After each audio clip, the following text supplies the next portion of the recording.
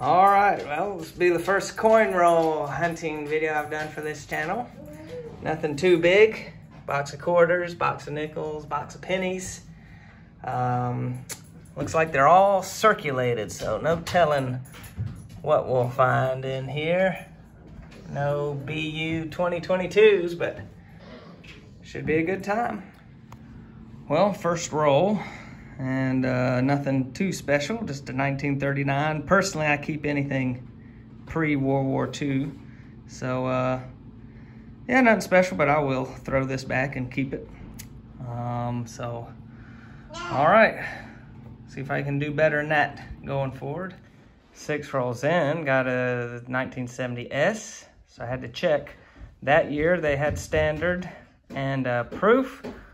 But you can see here, it's definitely not a proof. This is a proof. And so this one doesn't have silver. It's just 5 cents. Okay, so here, 22 rolls in. Got a 1972D. And probably won't be able to see much in the video, but there is a die error up in the E pluribus unum on these. And don't know if you can really see it much on the M there. And in the middle of pluribus, probably can't pick it up. But anyway, that's an error coin, not a big deal in this condition. Maybe $1, maybe 75 cents. So I'll keep it.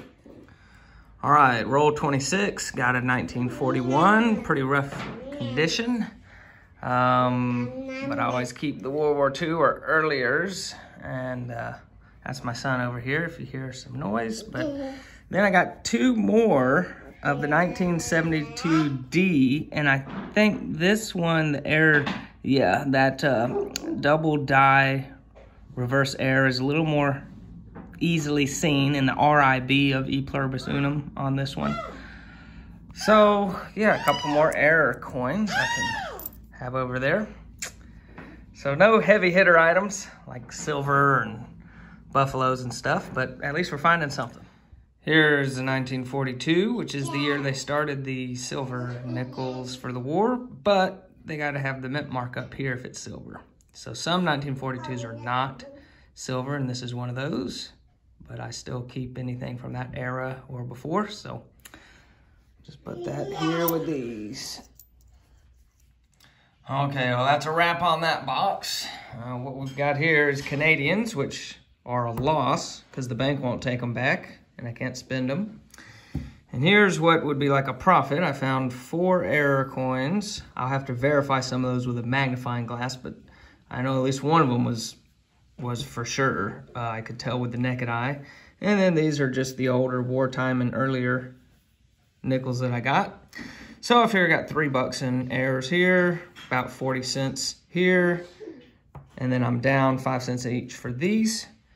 So what is that? 340 minus 5, 10, 15, 20, 25, 30, 35, 40, 45, 50, 55, 60, 65 cents.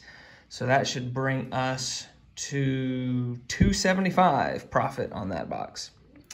So nothing to get excited about, but better than getting skunked. We'll move on now to the quarters. Well, that wraps it up for the quarters. Not much to speak of. I do pull the bicentennials out because there's folks out there that'll buy those for $15 a roll. That's 12.5 cents profit per quarter. So here we would have 25, 50, 75, 87.5 cents profit from that search. So I'll just say 87 cents profit here. Now we'll move into the penny box, and once that's done, we'll be able to tally up a total profit for the whole hunt. All right, so this will be the only time I make a special point of saying this, because it looks like I'm probably going to do well in terms of copper. So these aren't wheats, Indian heads, key dates, nothing like that, but they are pre-1982 copper. Or I should say pre-1983. I don't do the 82s because some are clad and some are copper, and I I just do 81 and earlier. So these are copper, 95% copper. They're 3 times face, basically. The melt value of a box of pennies, which is $25, is like 74 something. So it's basically 3 cents a penny. I do keep copper pennies now because the dimes were 3 times face in the 70s. The silver ones, now look at how much more they are times face. So I think now's the time to get these. Call me crazy if you want to, but I will be tallying these up for profit. So it's 2 cents of profit per coin because they're worth about 3 cents in copper each, and they cost 1 cent to get from the bank. All right, let's see if we find anything more interesting than just copper. All right, I got a Canadian 1959 penny. And in 1959, these were 98% copper. So these are 95%. This is a 98%, and so I will keep that separately. Nice thing about these is they're already legal to melt down if I had enough of them and wanted to melt them into something and sell it. That would be fine. These are not legal, so you just have to store them away. Although I have seen some places selling those for the copper investment. But yeah, so it's kind of a different scenario from like these Canadian nickels. And some of these may have copper content too. That's why I've just got them off to the side. But definitely the older Canadian pennies like this are nice to get because they are even more copper than the old American pennies. So nice to get one of those in the second roll there. All right, another Canadian score here. It's a 1980, which is also 98% copper. So I'll add that to the Canadian copper pile. And you can see I've got an ever-growing American copper pile, and that's the 3rd roll. So far every roll has produced something worth hanging on to. All right, well, we got 1 row done. We're in the 5th roll here. We got our first Wheatie up. Come on, camera. Wanting it to focus. It's not focusing on it there. There it goes. So there is a wheat penny.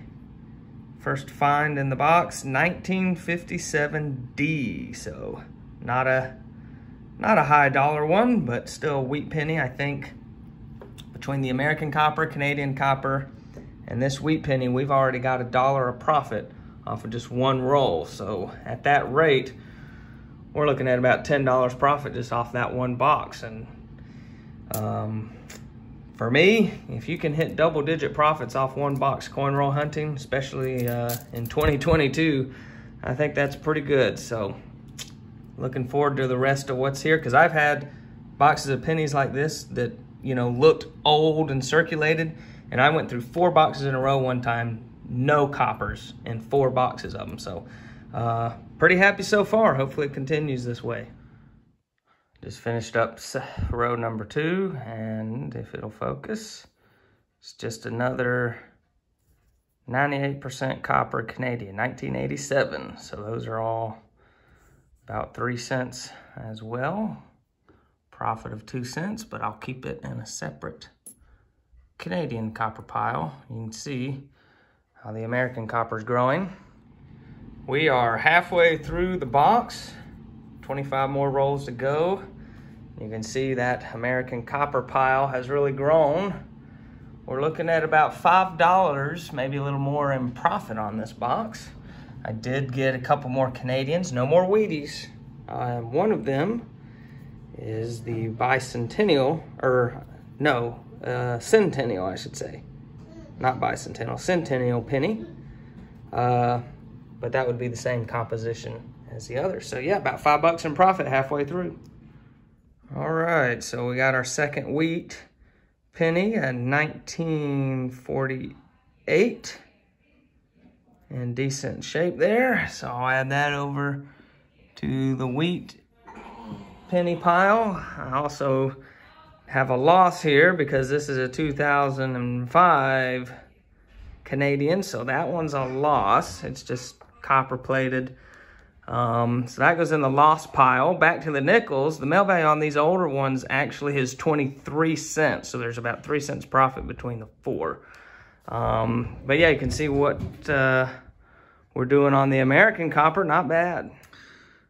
Okay, here's wheat penny number 3 from this box. That is a 1940, so maybe 20 cents there, I think, for that one. So that'll go here with the wheat pennies. So 3 of those. Got some more Canadians and filling up with American copper. Well, I didn't have to wait too long for the next wheat penny, 1952D. So we'll put that over here with the others. Well, we are done with those 3 boxes of coin roll hunting. The penny was by far the most profitable. We've got these 98% copper Canadian pennies. We've got these 4 wheat pennies that I showed you along the way. And then we have many American copper pennies here. So this box and pennies produced a profit of $10.54 each. This pile, and this pile are all $3 profit, and then you add that up and that, so you got 9, and then the rest of this, it's about $10.54, and the amount for the total coin roll when you add in the profit from these boxes, which was, you know, $2.75, I think, and then 87 cents.